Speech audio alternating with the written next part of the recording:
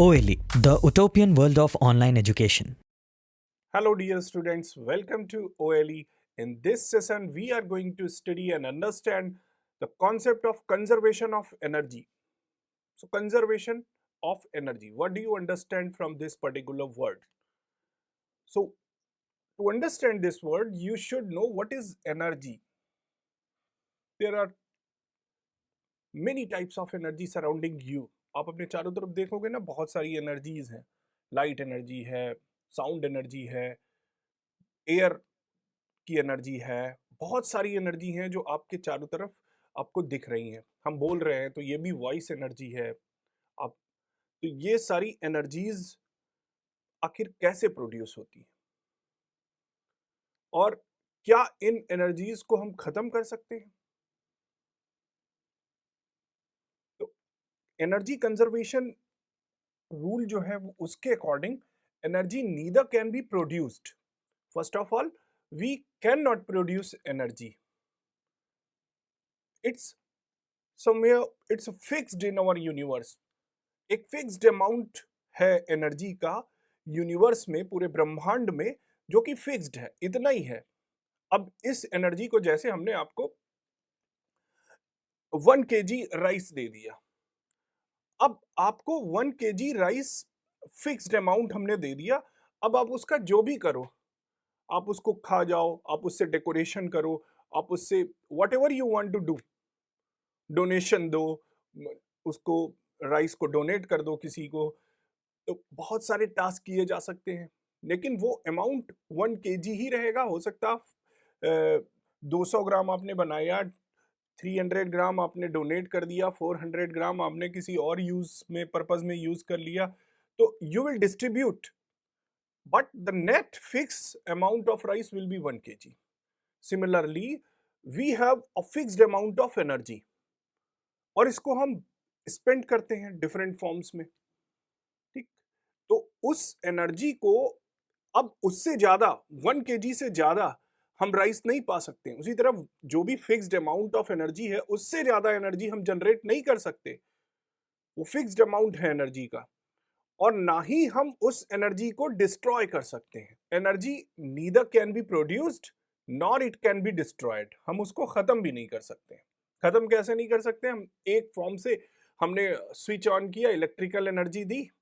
Electrical energy जब हमने एक रोबोट को दी, वो रोबोट जो है मोशन करने लगा, मैकेनिकल वर्क करने लगा. आपका काम, आपके मम्मा ने जो आपसे काम बोला था कि ये पैकेट उठा के यहाँ पे रख दो, सारी बुक्स उठा के यहाँ से यहाँ पे रख दो, आपने उस रोबोट से बोला, आपने उसको इलेक्ट्रिकल एनर्जी दी, चार्ज किया उसको, और उसने मैकेनिकल वर्क किया. जो आपको करना था वो मैकेनिकल वर्क आपने उससे करवा लिया. तो अब वो इलेक्ट्रिकल एनर्जी कहाँ गई? वो इलेक्ट्रिकल एनर्जी मैकेनिकल एनर्जी में चेंज हो गई, है ना. तो जैसे आपने कार में पेट्रोल भरवाया, तो ये chemical energy, petrol is a form of chemical energy. अब ये केमिकल एनर्जी डिस्ट्रॉय नहीं होगी. आप जब कार चलाओगे, स्पीड उसकी होगी, कुछ मोशन करोगे, डिस्प्लेसमेंट होगा, तो कार के चलने में वो जो चेंज होगा, जो मोशन होगा कार का, या कार को जो मूवमेंट होगा, उसमें वो केमिकल एनर्जी चेंज हो जाएगी.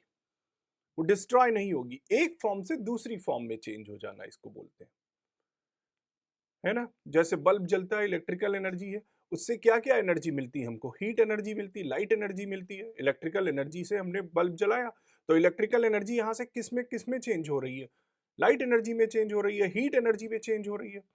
सो basically what I want to tell कि energy neither can be produced nor it can be destroyed. The only thing you can do with energy, that is you can change energy from one form to another form. Okay, so we'll write down conservation of energy.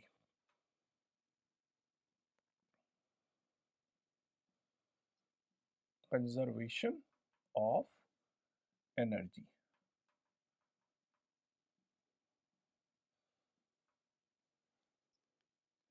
So energy neither can be produced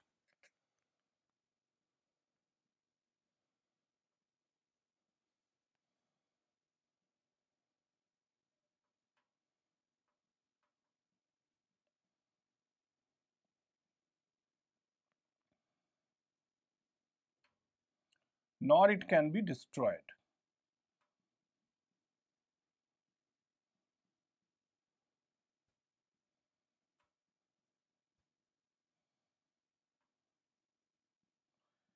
Energy changes from one form to another form.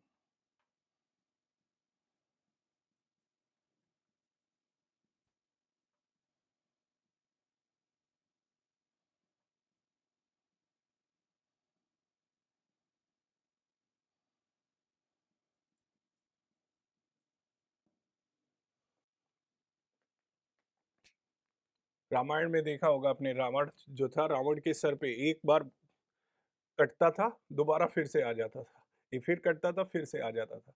तो वो change हो रहा था, एक form से दूसरी form, दूसरी form से फिर, वो कभी भी डिस्ट्रॉय नहीं हो रहा था।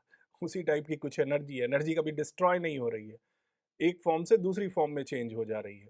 और लेकिन हम प्रोड्यूस भी नहीं कर पाते हैं एनर्जी को। क्यों? क्योंकि हमारे पास फिक्स्ड अमाउंट ऑफ एनर्जी है। Neither we can be produced and nor we can destroy energy. अब यानी एनर्जी फिक्स्ड है, तो क्या हम ये प्रूव कर सकते हैं कि energy is always fixed? Can we do verification of this theorem or this law that energy is always constant? So let's try. We'll do verification of conservation of energy.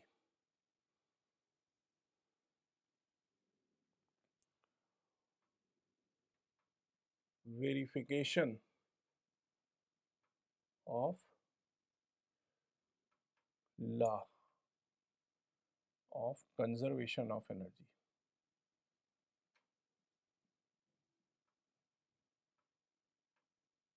Conservation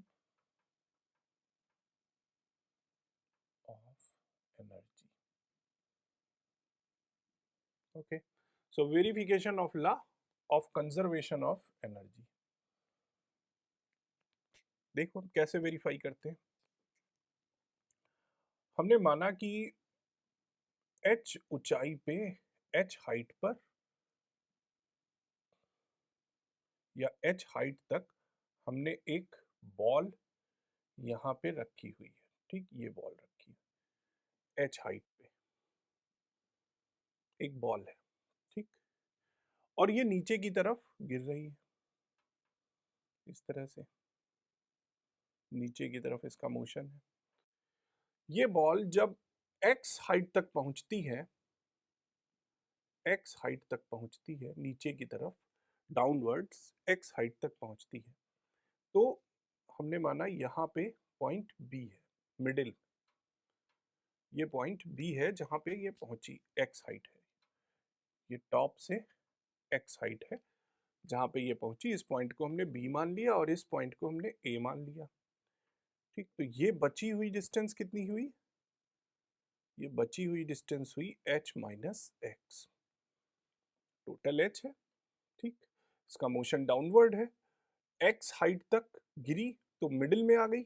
when it start falling at any point B, the distance it covers is x, then the remaining distance will be h minus x. Okay, अब हम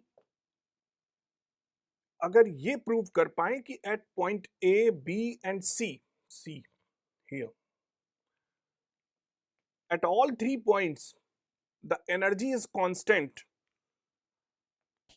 then it will be proved that energy is always constant, whether it's here or it's here or it's here.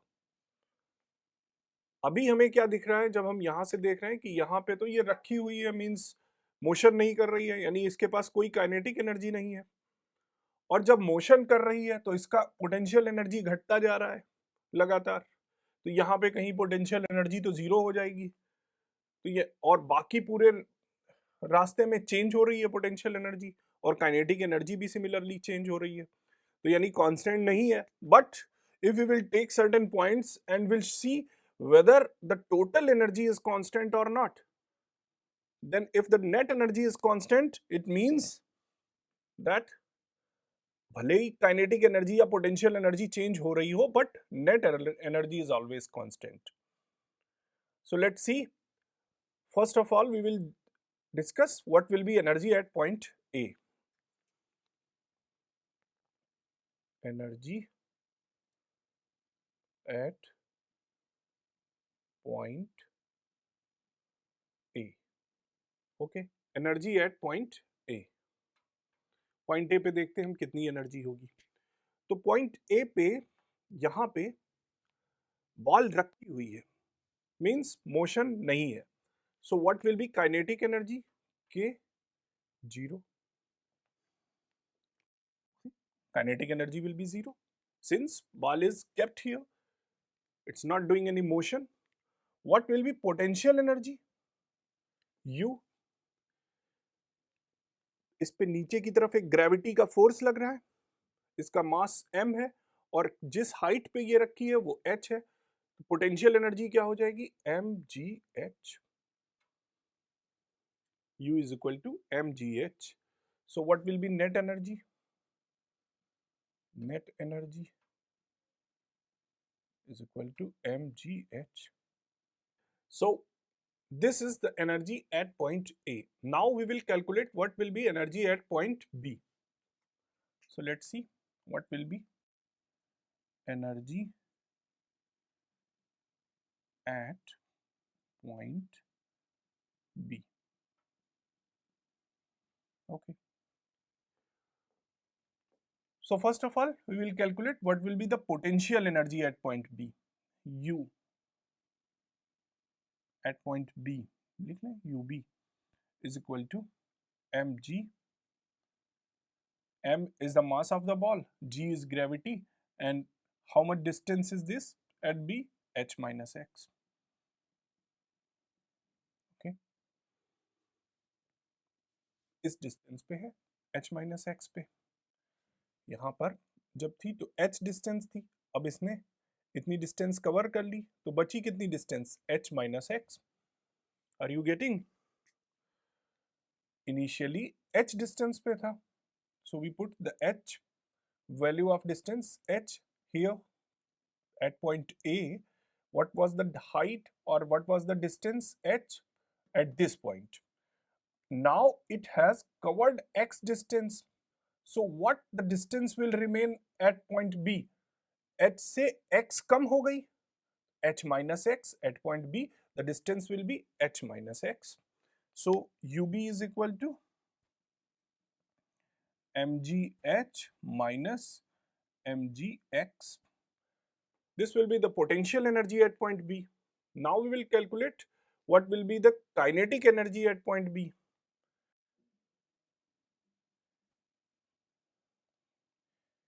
Ke is equal to, यहाँ पे K लिखा था हमने, तो यहाँ भी K ही ले लेते हैं. K is equal to half mv square. Okay. Now the problem कि v square कितना होगा at point B, वेलोसिटी कितनी होगी पॉइंट बी पे. अगर ये हम कैलकुलेट कर लें तो हमें के भी पता चल जाएगा और यानी काइनेटिक एनर्जी भी पता चल जाएगी, पोटेंशियल एनर्जी भी ऑलरेडी नो, और दोनों का नेट एनर्जी निकाल देंगे जोड़ के. तो हमारे सामने सिर्फ एक प्रॉब्लम है कि how can we calculate v square. So we know the equation, Newton's motion equation, and in that we have studied that v square is equal to u square plus 2as. Have you studied this in class 9th? Yes, you must have. So what will be u square here? Initial velocity. U stands for initial velocity. So what will be initial velocity? Initially ball की velocity क्या थी? 0. So it will be 0. Many students are confused कि u 0 कैसे हुआ. यहाँ पे u 0 तो नहीं है. इनिशियल वेलोसिटी यानी जब बॉल यहाँ पे रखी थी, ए पॉइंट ए पे रखी हुई थी, और यहाँ पे हम उसी को इनिशियल वेलोसिटी मान रहे हैं. एक और केस देखो, इनिशियल वेलोसिटी कब 0 नहीं होगी, इसका केस समझो. Suppose that I through a ball, हमने एक बॉल को फेंका, 0 सेकेंड पे फेंका. When the time was 0 I through the ball. After T time, t is equal to 10, after 10 seconds the velocity of the ball was something must be there. Suppose u was the velocity of the ball, at after t second. Ab I asked you question, what will be the velocity of the ball between 10 to 15 seconds? 10 से 15 seconds के बीच में velocity क्या होगी? अब यहां पर इस question में इनिशियल वेलोसिटी u जो होगी वो t इज इक्वल टू 0 से हम नहीं लेंगे। कब लेंगे? t is equal to 10 second पे जो वेलोसिटी होगी वो इनिशियल वेलोसिटी होगी। Are you getting my point what I am telling? कि u0 अगर हम आपसे पूछते कि इनिशियली जहां से हमने फेंका है बॉल को और जहां पे जाके रुकी है, what is the velocity in this duration, then initial velocity must be 0. But now what I asked, what will be the velocity between 10 to 15 second, then whatever is the velocity at 10 second, that will be the initial velocity. Hope you got it. Okay, so now here, since ball is kept here at point A, no motion, so initial velocity is 0 plus 2a acceleration. What will be acceleration? Due to gravity, so we'll write down g. Now s, very important. What is the s? How much distance it covered? Is it covered x distance, so we'll take x. Okay, now we'll put this value in this equation, in the equation of k is equal to half mv square, so k is equal to half m, and in place of v square we will write down 2gx. 2 will be cancel out, k will become mgx. So what will be the net velocity or net energy? What we wrote here, net energy, kinetic energy plus potential energy. So net energy is equal to u plus k. क्या आ जाएगा? Net E net is equal to, what is u? mgh minus mgx. mgh minus mgx, and what is kinetic energy? Plus mgx. This will be cancelled out, hence E net is equal to mgh. So at point A, the net energy was mgh, and point B, the net energy is mgh. Now we'll check what will be the energy at point C.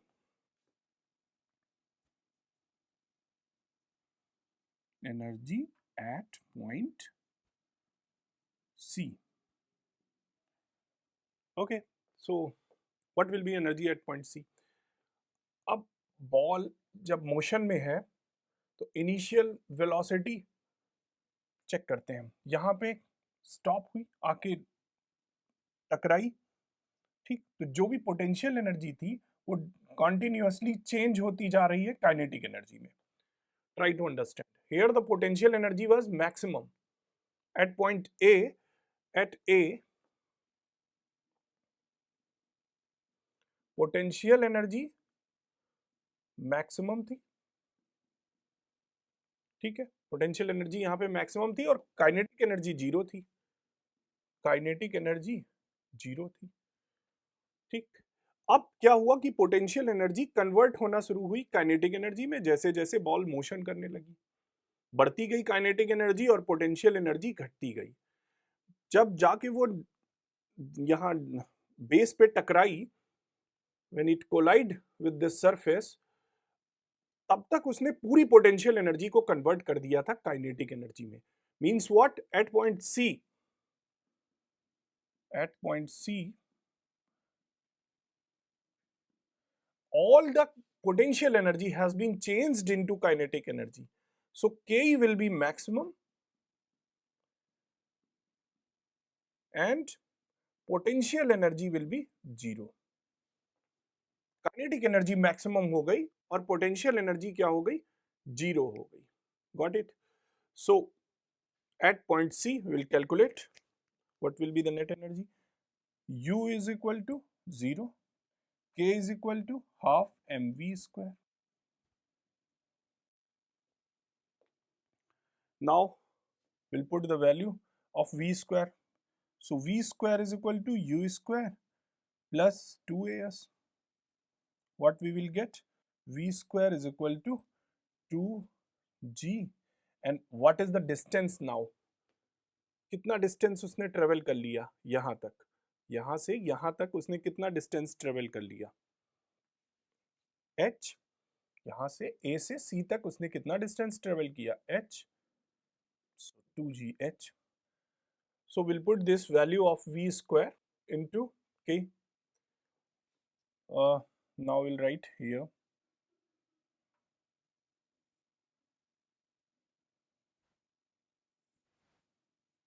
okay, c we'll write here.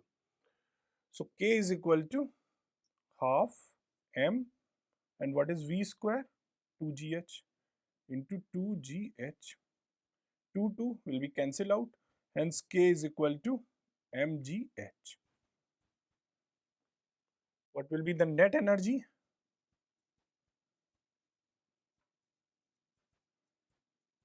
K plus u is already 0, so it will be mgh.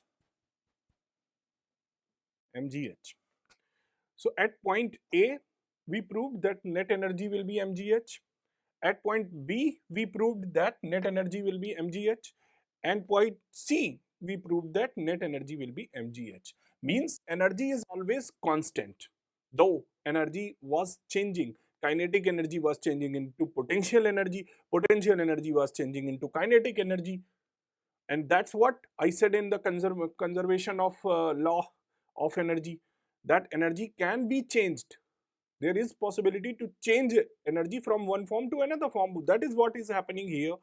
Energy is changing from potential energy into kinetic energy. When it was at point A, the potential energy was maximum, and as it fell down, the potential energy was continuously changing into kinetic energy, and point C, the kinetic energy was maximum while potential energy was 0.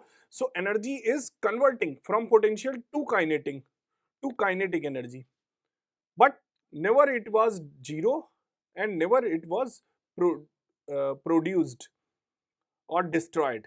कभी भी zero भी नहीं थी और ना ही ऐसा हुआ कि हमने और एक्स्ट्रा एनर्जी इसमें ऐड कर दी कहीं से. जो जितनी है mgh, it is always mgh. You took any point on this path, जो h path है, h डिस्टेंस का, इस पे किसी भी पॉइंट पे अगर हम एनर्जी को मेजर करें, it will be mgh. So this is what we can say the verification of the law, that energy is always constant, neither it can be produced nor it can be destroyed, it is always constant. It can be changed into one form to another form. Similar happens in pendulum. Pendulum के में भी यही हो. उस अगर हम थोड़ा सा स्पेस ले यहाँ पे, then I can show you why don't we utilize this space. If it is there, then it should be in your favor. ये एक पेंडुलम है, ठीक. इस पॉइंट पे इसकी पोटेंशियल एनर्जी और काइनेटिक एनर्जी क्या है बताइए.